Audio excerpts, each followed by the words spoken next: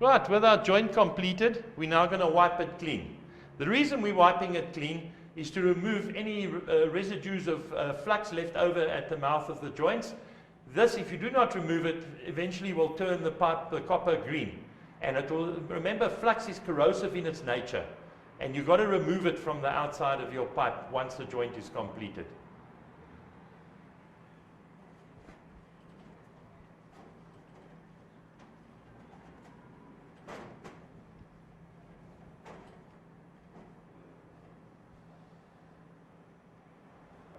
Guys, just to demonstrate what it looks like once you've completed your joint, you can see how the solder has covered the entire area here, and that's what it should look like.